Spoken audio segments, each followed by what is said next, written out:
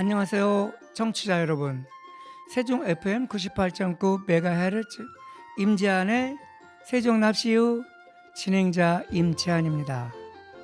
세종납시유는 매주 명사를 모시고 그분들의 전공 분야에 관한 얘기와 인생관, 삶의 희로애락을 들어보는 시간으로 매주 테마를 정해 그에 대한 지식과 정보로 청취자 여러분을 찾아가는 시간입니다. 오늘은 백두산 호랑이라는 별칭을 가지고 있는 절제 김종서 장군에 대해서 알아보겠습니다. 김종서 장군묘는 세종시 장군면 대교리에 위치하고 있는데요. 아버지 수, 할아버지 태영 세 분이 함께 잠들어 계십니다. 청취자님들께 읽어드릴 책은 임선빈 교수가 지은 세종의 충절 인물 김종서 장군인데요. 세종문화원에서 발행한 세종향토문화 10집을 가지고 왔습니다. 저자는 공주사대 역사교육과 졸업을 한 문학박사입니다. 그러면 잠시 후에 세종의 충절인물 김종서 장군에 대한 책을 읽어드리도록 하겠습니다. 오늘 첫 곡은 프랭크 시나트라의 뉴욕 뉴욕을 들으시겠습니다.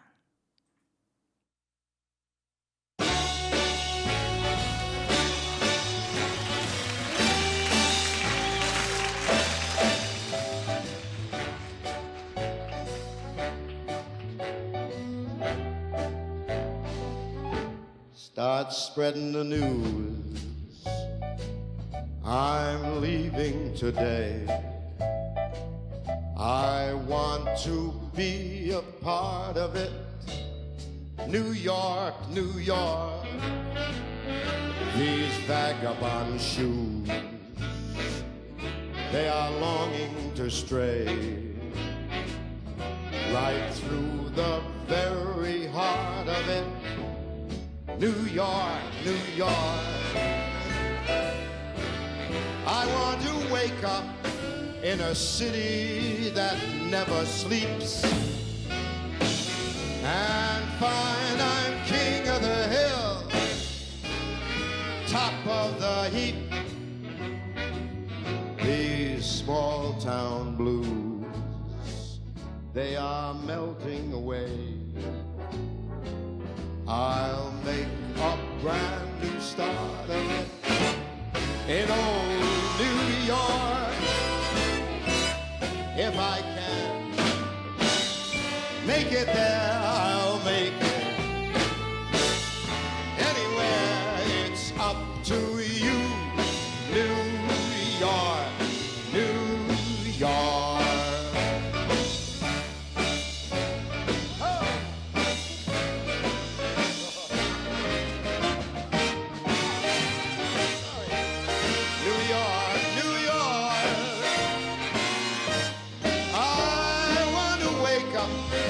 In a city that doesn't sleep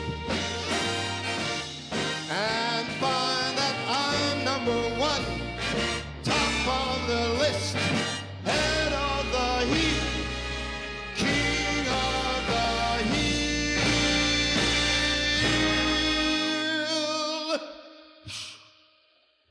These little town blues, they're all melting away. I'm gonna make a brand new start of it in old New York. And if I can make it there, I'll make it practically anywhere. It's up to you, New York, New York, New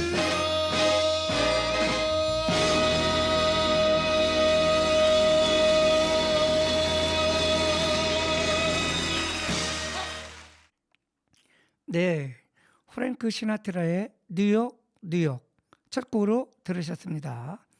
지금 여러분이 듣고 계신 방송은 98.9MHz 세종 FM 임지한의 세종납시의입니다. OBS 라디오 99.9MHz와 함께하고 있습니다. 그럼 김종서 장군에 대해서 알아보겠습니다.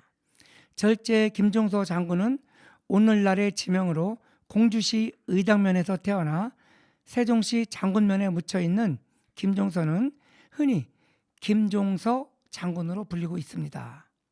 그가 세종의 명을 받아 장군 최윤덕과 함께 압록강 상류에 사군을 설치하고 두만강 유역에 육진을 개척하여 북방의 강력을 넓히는 불후의 큰 업적을 쌓은 것은 사실입니다.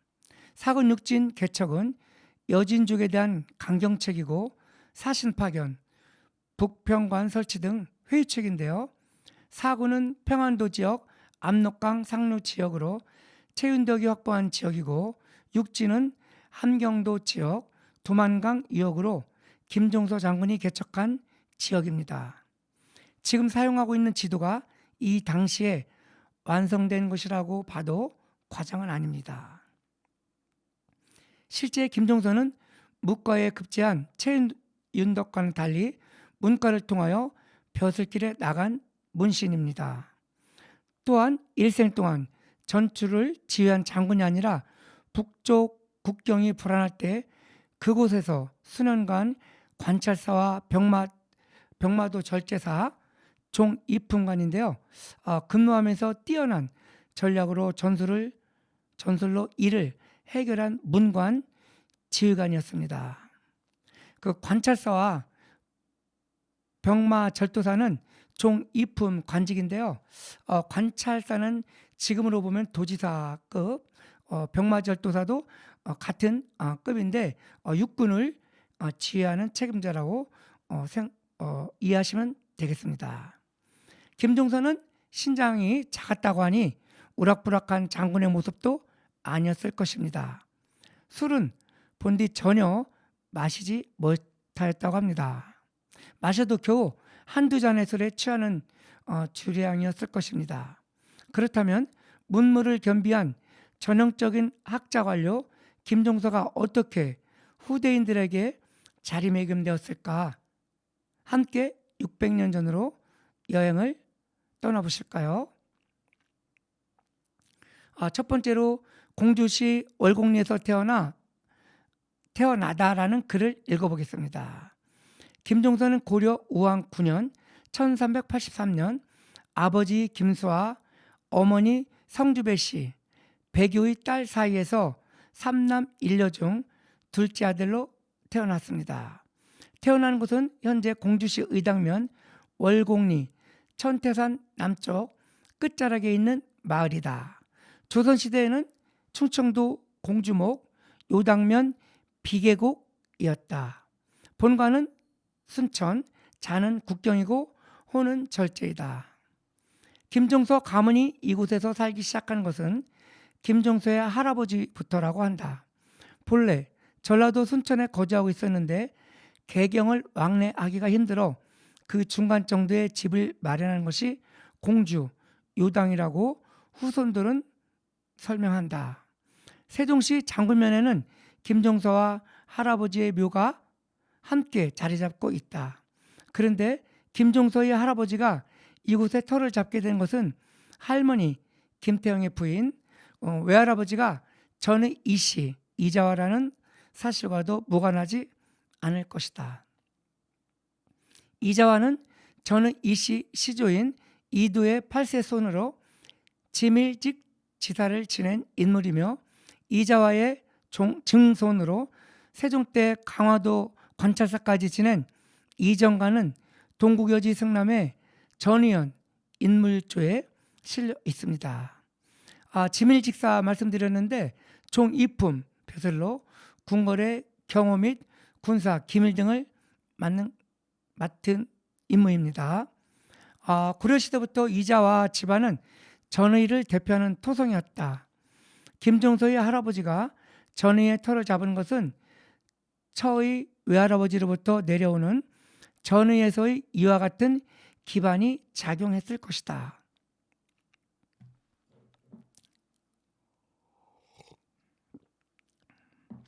(1430년) 세종 12년 12월 22일에 세종이 친형의 예에 대해 묻자 김종서는 다음과 같이 대답하고 있습니다.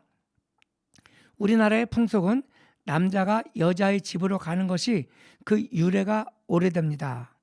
만일 여자가 남자의 집으로 들어가게 된다면 곧 거기에 필요한 노비, 의복, 기명 등의 여자의 집에서 모두 마련해야 되기 때문에 그것에 관련하여 어렵게 되는 것입니다. 남자의 집이 만일 부자라면 곧 신부를 접대하는 것이 어렵지 않겠지만 가난한 사람은 부담하기가 매우 어렵기 때문에 남자의 집에서도 이를 꺼려왔습니다. 세종실록 권 50권에 나와 있다고 합니다. 의 세종실록 기사에 의하면 김종서는 남기 여가의 풍속에 대해 여자의 집, 부담을 덜어주는 관행으로 이해하고 있다. 즉 혼인한 남자가 여자의 집에 거주하는 것은 경제적인 문제를 해결하기 위해 매우 자연스러운 일이었다.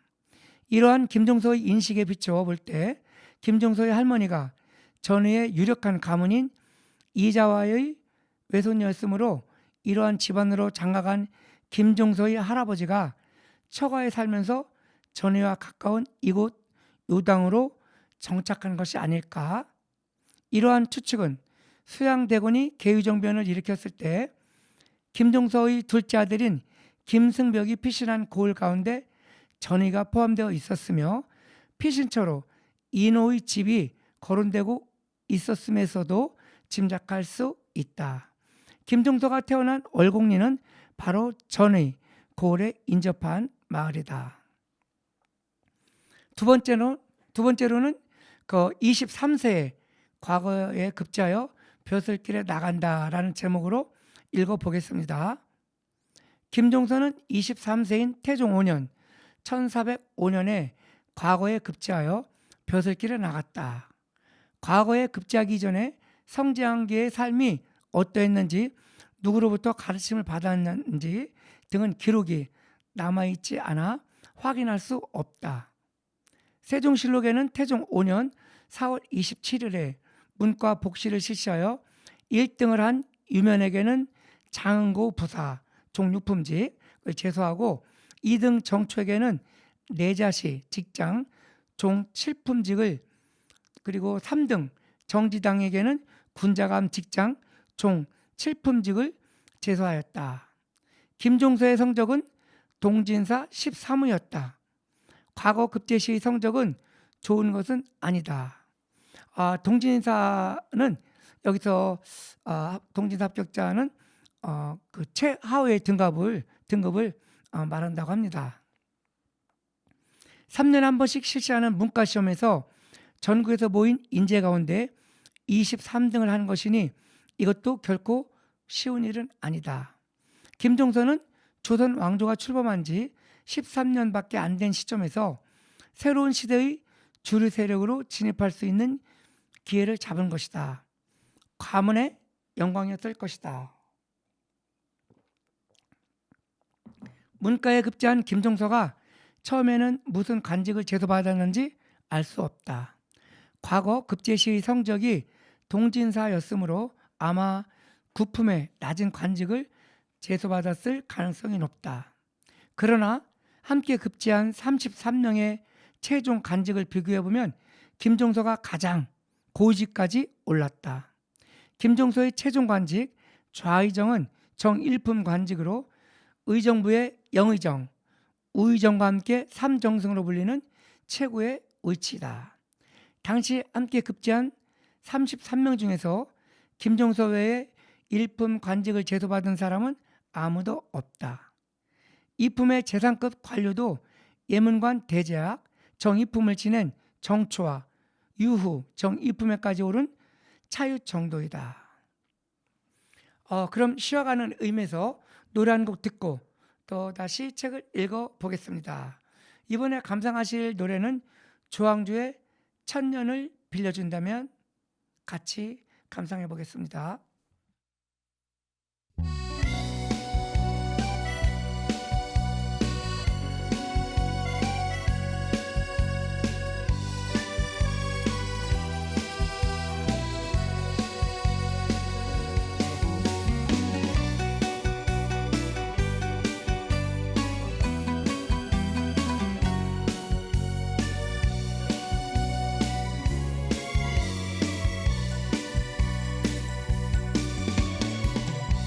당신을 사랑하고 정말 정말 사랑하고 그래도 모자라면 당신을 위해 무엇이든 다 해주고 싶어. 만약에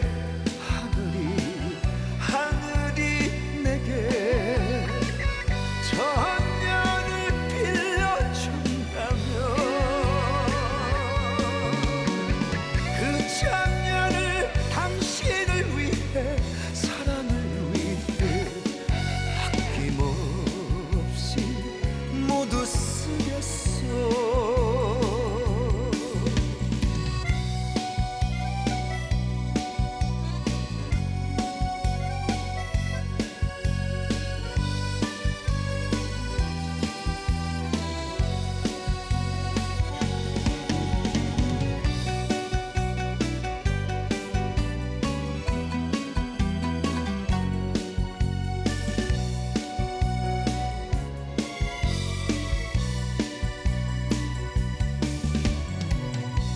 당신을 사랑하고 너무너무 사랑하고 그래도 모자라면 당신을 위해 원하는 것 다 해주고 싶어. 어느 날 하늘이 내게 천년을 빌려준다면 그 천년을 당신을 위해 사랑을 위해 아낌없이 모두 쓰겠어. 만약에 하늘이 내게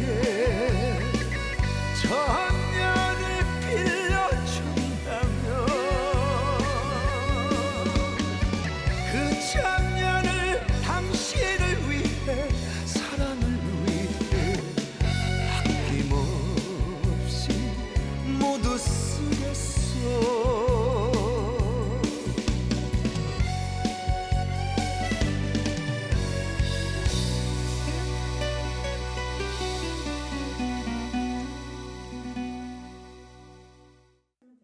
네, 조항조의 천년을 빌려준다면을 감상하셨습니다. 이번에는 세 번째 단락으로 33세의 상서사 직장으로 근무하다라는 대목입니다. 과거에 급제하여 좌의정까지 오른 김종서도 젊었을 때의 관직 생활은 시련의 연속이었다. 김종서의 관직을 알 수 있는 시기는 과거에 급제한 지 10년이나 지난 33세 때부터이다. 그 이전에는 관직자 김종서의 존재를 어디에서도 확인할 수 없다. 다음은 실록에 김종서가 처음 등장하는 태종 15년 1405년 4월 21일의 기사이다. 겸 상서 소윤, 변초후와 주부 이수, 직장 김종서 등을 의금부에 내려 태영 40대를 수속하고 그 직을 파면하였으나 순패를 주는데 친히 관여하지 않았기 때문이었다. 태종실록 권 29, 태종 15년 4월 무자조 이렇게 기록이 되어 있는데요. 이 실록 기사에 의하면 김종서는 33세의 상서사 직장으로 근무하고 있다. 당시 김종서가 근무하고 있던 상서사는 세보, 부패, 절월 등을 담당한 기관으로 1446년 상서원으로 개칭되었다. 세보는 주로 국가적 차원의 공무에 사용하는 도장으로 국세와 어부를 지칭하고, 부패는 부엄, 병부, 마패, 순패 등을 통틀어 이르는 말로 흔히 패부라고도 하며, 절월은 관찰사, 유수, 병사, 수사, 통제사 등이 부임할 때 왕이 내어주던 신표이다. 이 가운데 순표는 순장이 순찰할 때 쓰는 것이다.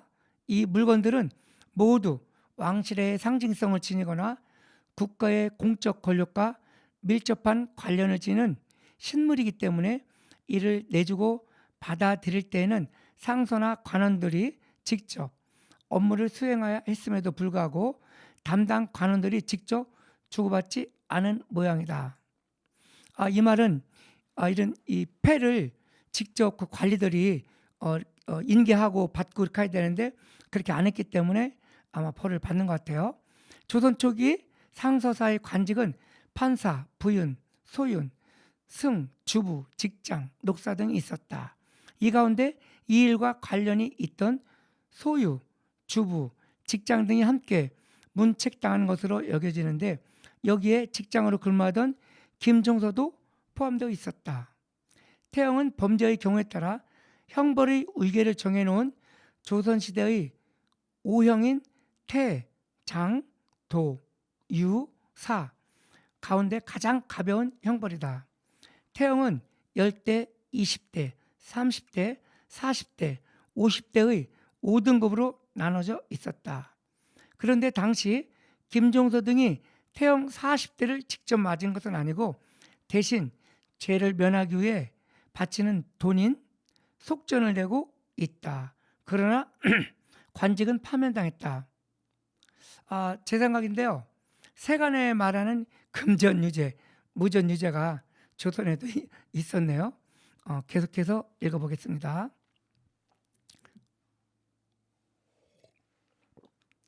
경국 대전에서는 직장이 종 7품직이지만 태종 15년에 김종서가 근무하고 있던 직장은 정 7품직에 해당한다. 조선시대 관제에서 종 9품부터 정 7품까지 참하관이고 종 6품부터 참상관이다. 그러니까 김종서는 태종 5년에 문과에 급제하여 벼슬을 시작한 지 10년이나 지났지만 아직도 여전히 정 7품 실무직인 참하관에 머무르고 있음을 알 수 있다. 그것도 이제 문책을 받고 파직당했다. 이번에는 네 번째 단락으로 죽산 현감을 지내면서 어려움을 겪다라는 대목을 읽어보겠습니다. 상서사 직장으로 근무하다가 파직당한 김종서가 언제 복직했는지는 알 수 없다. 다만 3년 후인 37세 때 1418년에 죽산 현감으로 근무하고 있다. 죽산은 오늘날의 경기도 용인과 안성 사이에 있던 작은 고을이다. 이곳은 고려 초부터 죽주라고 불리우다가 1413년 죽산현으로 고치고 현감을 파견하였다. 조선 초기의 죽산현은 충청도에 속해 있었으며 청주목 관할이었는데 세종 16년 1434년에 경기로 이속되었다. 현감은 종 6품으로 참상관 최하의 직급이다. 김종서는 과거를 통해 벼슬길에 나온 지 13년이 지나서야 겨우 하급 관료에서 벗어나 참상관에 이른 것이다. 사실 조선시대에는 참하관에서 벗어나 종 6품 참상관이 되는 것을 출육이라고 일컬었으며 관료들에게는 넘기가 쉽지 않은 선이었다. 그런데 죽산현감으로 재직하고 있던 김종서는 여기에서도 재언을 수척하지 않았다는 문책으로 가벼운 형벌을 받고 있으며 그 내용이 실록에 수록되어 있다. 농업을 중요시하던 조선 왕조는 초기부터 수리시설을 축조하고 관리하는 데 주의를 기울여 수리정책을 펼쳤다. 수리시설은 수원에 따라 개발 방식이 달랐는데 위치 및 용도에 따라 재원, 천방, 해원으로 나눌 수 있다. 골짜기를 가로막는 제방을 축조하여 계곡물과 빗물 등을 저수하는 경우가 재원이고 하천을 가로막아 하천물의 수위를 높이고 이를 따로 개선한 수로가 국어를 통해 논으로 끌어들이는 것이 천방이며 바닷가의 간석지를 농지로 개발하기 위해 해수가 침범하는 것을 막을 목적으로 쌓은 뚝이 해연이다. 또한 이렇게 개발된 논밭을 언전이라고 하였다. 1417년 12월 25일에 판광주 목사 우의열이 전라도로부터 와서 만경현과 함열현 사이에 제방을 터 물을 빼고 고기를 잡은 곳이 있다고 아뢰었다. 당시 우의열은 수리에 정통한 관리였다. 그러자 태종은 곧 의금부에 명하여 그 수령을 잡아다가 자세히 조사하여 묻고 또 사헌부의 감찰을 각도에 나누어 보내어 감사와 수령 가운데 제방과 창고를 수리하지 않은 자를 규찰하여 아래게 하였다. 또 이들 행대 감찰에게 명하여 만일 제방을 친히 살피지 못한 곳은 그 각 고을의 수령에게 견실하게 보소하였다는 초장을 받아서 속히 와서 복명하게 하였다. 이때 파견된 행대 정기릉이 다음 해인 태종 18년 1월 17일에 청주 목사 김매경을 비롯한 재언을 수척하지 않은 고을의 수령에 대해 아뢰었다. 그런데 여기에 축산현감으로 근무하고 있던 김종서도 포함되어 있었다. 그러나 이때 김종서가 파직당한 것은 아니고 태 50대를 맞고 다시 돌아가 축산현감으로 근무했다. 김종서 장군이 50대를 맞았으면 상당히 맞았네요. 이와 같이 관직 생활을 시작한 초기 10년간 김종서는 우여곡절이 없지 않았다. 다만 이러한 어려움을 겪으면서도 김종서는 여기에 굴하지 않고 더욱 근면 성실하였으며 백성을 더욱 사랑하는 태도를 지니게 되었다. 김종서 장군이 이렇게 성실하고 이런 끈기를 가지고 관직 생활해서 나중에 굉장한 우리나라 최고의 정성 반열까지 오르게 되는 것 같네요. 그럼 여기서 최진우의 천상제를 듣고 세종 충절의 인물 김종서 장군 편을 이어서 읽어보겠습니다.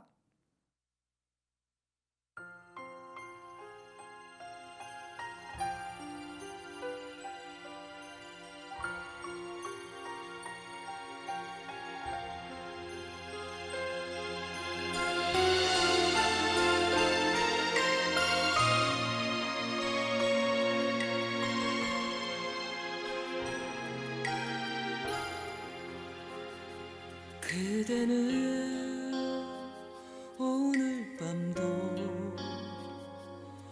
내게 올 순 없겠지. 목매여 애타게 불러도 대답 없는 그대여, 못다한 이야기는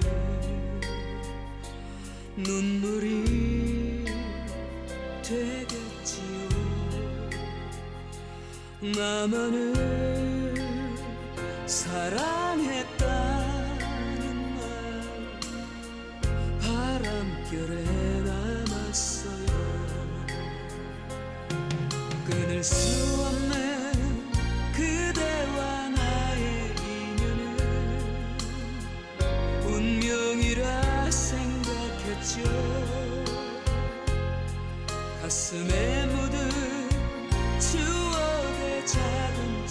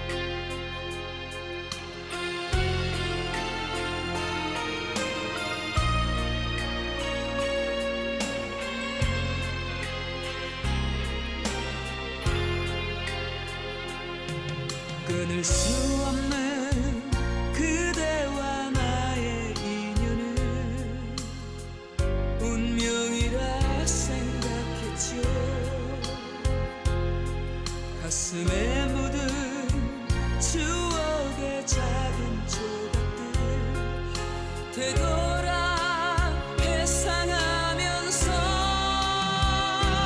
천상에서 다시 만나면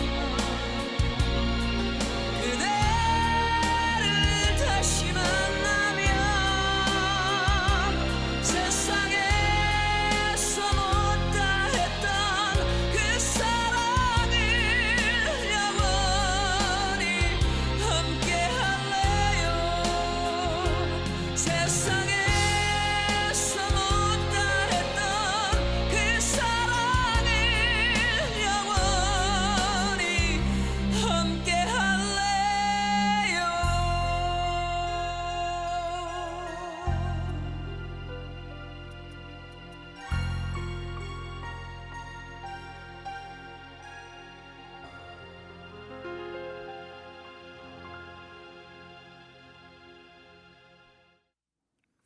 네, 최진희의 천상제일을 들으셨습니다.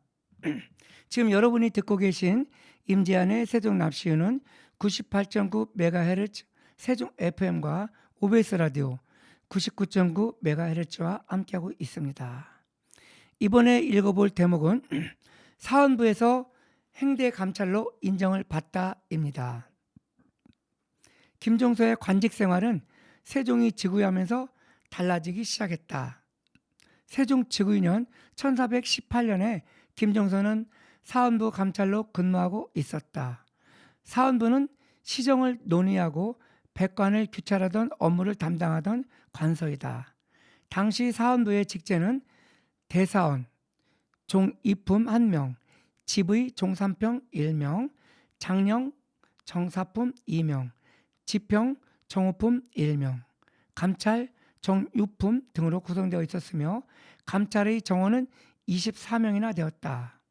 모든 관리에 대한 탄핵을 담당하고 있던 사헌부에서 감찰은 직함에도 그 의미가 반영되어 있듯이 중앙관, 지방관 가리지 않고 모든 관료들의 불법 행위를 실제 감찰하는 업무를 수행하였다. 따라서 감찰은 수가 많았는데 김종서도 이 24명의 사헌부 감찰 가운데 한 명이었다.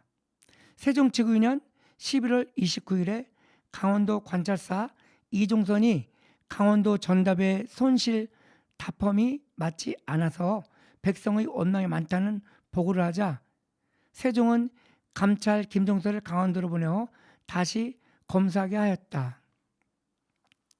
이 시기 전답의 수색은 작황의 손실 정도를 조사하여 결정하였는데 1444년 세종 26년 공법이 실시되기 전에 담험 방식은 담험 의관, 수령, 관찰사 호조, 손실 경차관, 호조로 이어지는 과정을 거쳤다.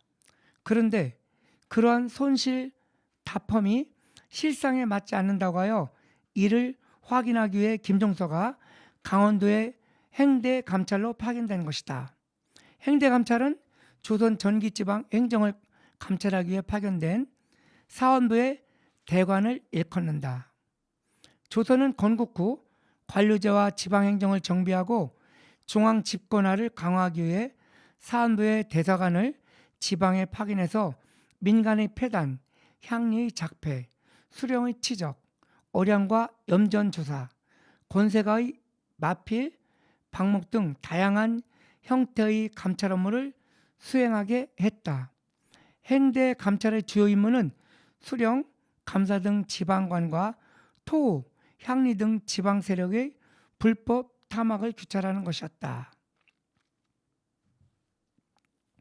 강원도 행대 감찰로 파견된 김종서는 한 달 남짓 지난 세종 원년 정월 6월에 원주, 영월, 홍천, 인제, 양구, 금성, 평강, 춘천, 낭천, 이천, 의양, 횡성 등 등지의 굶주린 백성 729명에게 조세를 면제달라는 징계를 올렸으며 세종은 이를 그대로 따랐다. 또한 열흘이 지난 정월 17일에 강원도에서도 조정으로 들어와 복명하는 자리에서 경차관 김습이 흉작을 풍작으로 꾸며 과중하게 간통했음을 아뢰었다. 이에 세종은 김종서의 건의를 받아들여 김습을 토색질한 인물로 인정하여 사헌부로 하여금 엄중히 처벌하도록 지시하였다. 이와 같은 활동으로 김종서는 왕의 신임을 받기 시작했다. 이제 탄탄대로의 길을 나가게 되는 것 같네요. 강원도 각 지역을 직접 발로 뛰면서 기민을 찾아내는 데 분주하였으며 정확하고 적극적인 공무 수행 능력을 세종으로부터 드디어 인정받은 것이다.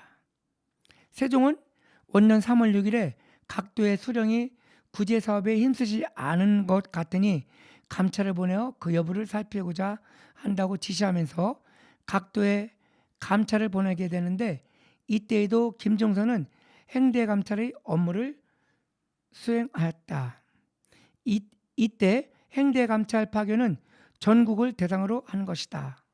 세종은 사헌부에 명하여 윤맹겸을 경기 좌도 및 강원도로, 정하를 경기 우도 및 황해도, 김종서를 충청도, 안승선을 경상도, 최윤원을 전라도, 최문순을 함길도, 또 이익박을 평안도에 행대 감찰로 나누어 보내어 감사 수령의 구사부에 대한 태만 여부를 살펴보게 하였다. 김종서가 파견된 충청도는 바로 그가 태어나 성장한 고을이니 누구보다도 지역 사정을 잘 알고 있었을 것이다. 이때 충청도 행대감찰 김종서의 활동상은 실록에 2차례나 실려 있다. 우선 4월 4일에 김종서는 굶주리는 집 백호로 한 집단을 만들고 관원 한 사람으로 하여금 주장케 하고, 또 백성은 굶주리는데 농사도 바야흐로 시작되고 한강물은 얕아가니 경원창의 수송 사업을 정지하게 하여 주시옵소서라고 주청하였다.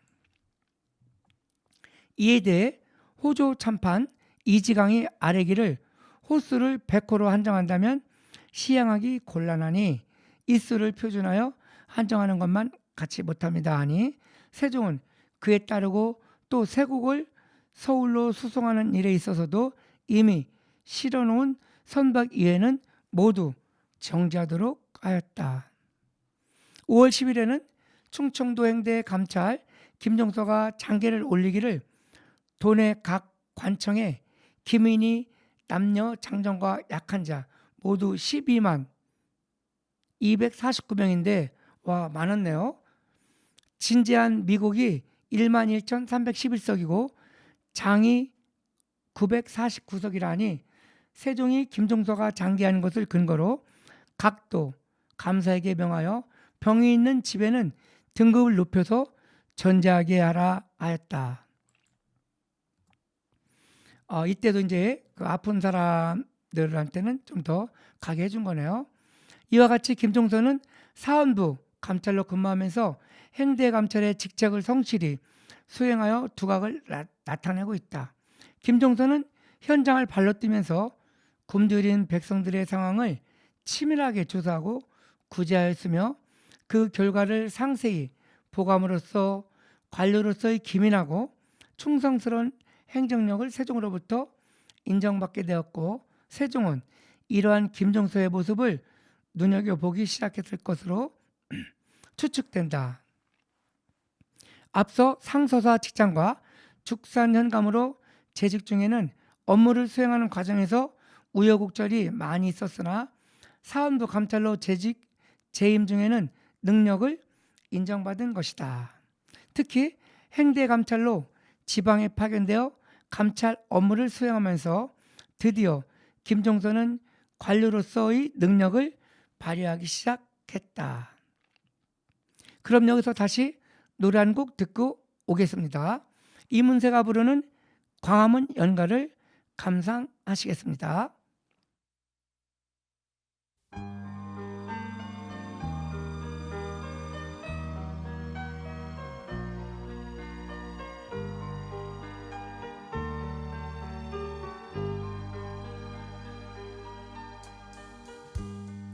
이제 모두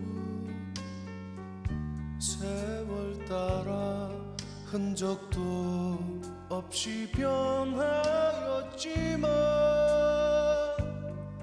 덕수궁 돌담길에 아직 남아있어요. 다정히 걸어가는 연인들. 언젠가는 우리 모두 세월을 따라 떠나가지만 언덕 밑 정동길은 아직 남아있어요. 눈 덮인 조그만 교회당. 향긋한 5월의 꽃향기가 가슴 깊이 그리워지며 눈 내린 광화문 내 거리 이곳에 이렇게 다시 찾아와요. 언젠가는 우리 모두 세월을 따라 떠나가지만 언덕 밑 정동길은 아직 남아있어요. 눈 덮인 조그만 교회당.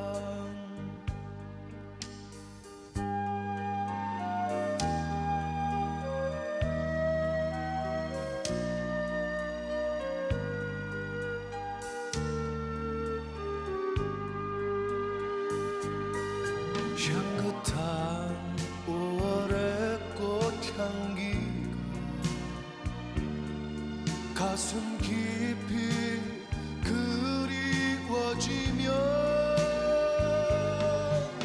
눈 내린 광화문 내 거리 이곳에 이렇게 다시 찾아와요. 언젠가는 우리 모두 세월을 따라 떠나가지만 언덕 밑 정동길은 아직 남아있어요. 눈 덮인 조그만 교회당.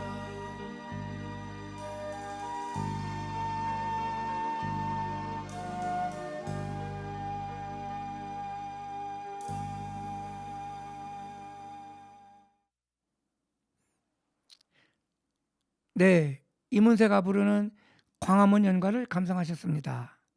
계속해서 세종 충절의 인물 김종서 편을 읽어보겠습니다. 사관원 우정원으로 언론 활동을 시작하다라는 대목입니다. 김종서는 37세인 세종원년 1419년 10월 24일에 사관원 우정원에 임명되었다. 사관원은 간쟁을 담당하는 관청으로 간원 또는 미원이라고도 불렸다. 사원부와 함께 흔히 대간 양사로 불렸고 성종 이후에는 홍문관과 함께 삼사로도 통칭되었다. 국정에 대한 간쟁과 왕의 정치에 대한 비평을 담당하였으며 관원을 탄핵하는 등의 언론을 담당하였다. 사관원은 간원을 통해 방만하게 흐를 수 있는 왕권을 견제하고 왕권과 신권의 조화를 추구하는 한편 관료사회의 비리와 부패를 방지하던 유학 정치의 소산이었다. 그러므로 사관원은 고려시대부터 조정의 중심 관청이었으며 유학을 근간으로 사회를 운영했던 조선시대에는 그 중요성이 더욱 커졌다. 김종서는 바로 이러한 핵심 관청에 근무하게 된 것이다. 당시 사관원의 관직은 좌우 사관대부 각 일명씩 정삼품 당상관 또 지사간원사 일명 종 3품, 좌우 헌납 각 1명, 정 5품, 좌우 정원 각 1명, 정 6품 등이 있었다. 김종서가 부임한 우정원은 사원부 감찰과 같은 정 6품 관직으로 사관원 안에서는 가장 낮은 관원이지만 간쟁, 탄핵, 시정, 인사 등의 직무를 사관원의 다른 관원들과 함께 수행했다. 앞서 근무했던 사원부 감찰은 관료들의 불법 행위를 감찰하는 임무만 수행하고 사원부 지평 이상의 대장들이 관료들을 탄핵하고 서경하기 위해 합자 회의하는 데에는 동참하지는 못했으나 사관원에서는 정원 이상 대사관까지 관원을 모두 대장이라고 일컬으며 정원도 간쟁에 함께 참여했다. 간쟁은 왕에 대한 언론으로서 왕의 언행과 시정에 잘못이 있을 때 이를 바로잡기 위한 것이었다. 탄핵의 관원의 기강을 확립하기 위한 언론으로 부정, 비의 범법한 관원을 논란, 책망하여 그 지구에서 물러나게 하는 것이었다. 시정은 그 시대에 이루어지고 있는 정치의 시비를 논하여 바른 정치로 이끌어가는 언론이었다. 인사는 부정, 부당, 부적합한 인사를 막아 합리적이고 능동적인 정치가 이루어지도록 하는 언론이었다.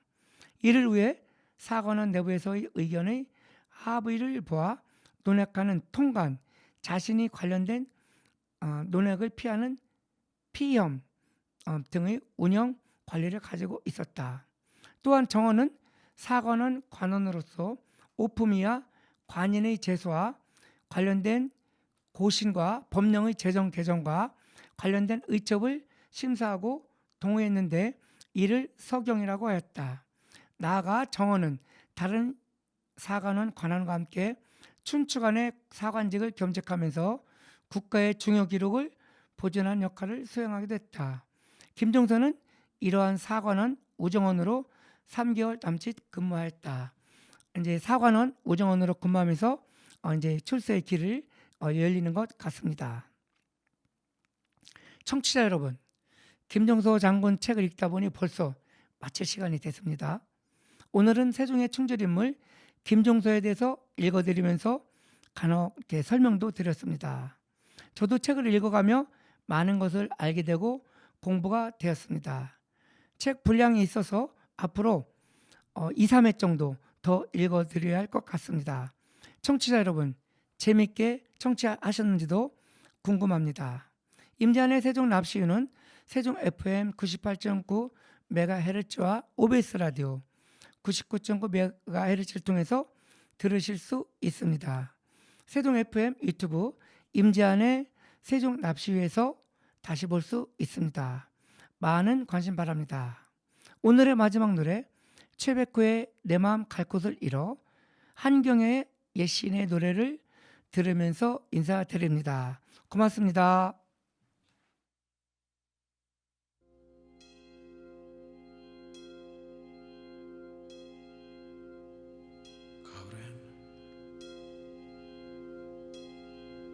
가을엔 떠나지 말아요.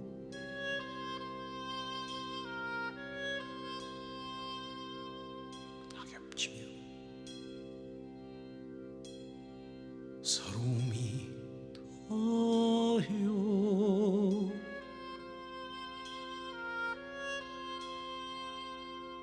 차라리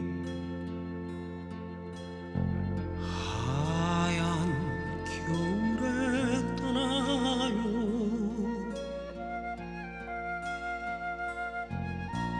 눈길을 걸으며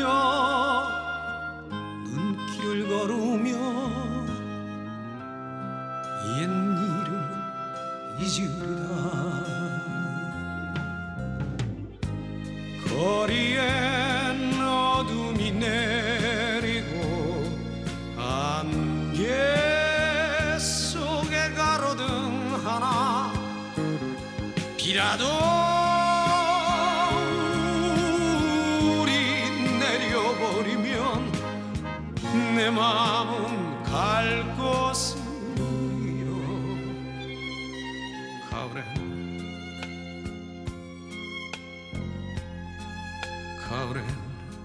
떠나지 말아요.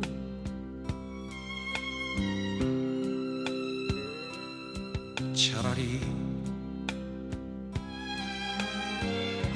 하얀 겨울에 떠나요.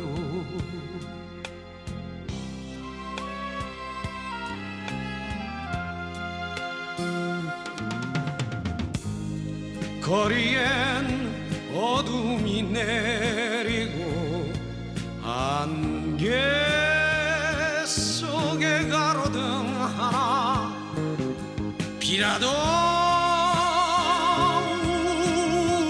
우리 내려버리면 내 마음은 갈 곳을 잃어.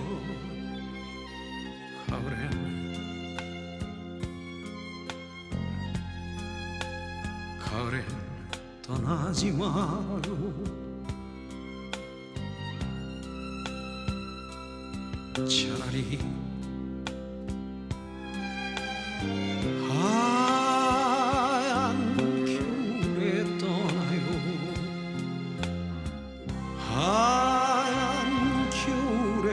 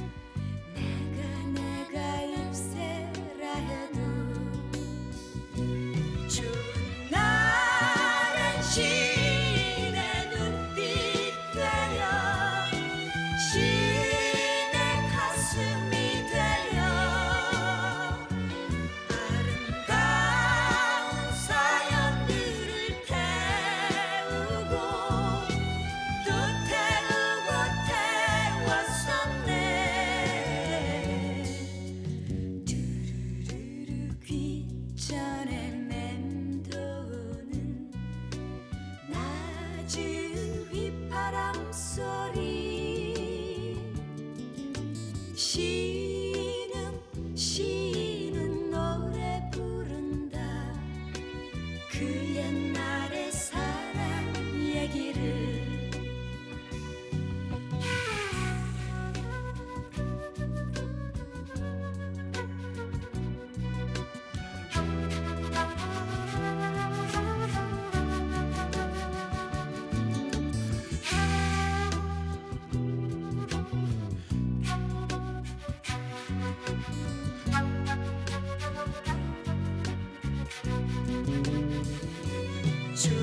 나는 시인의 눈빛 되어 시인의 가슴이 되어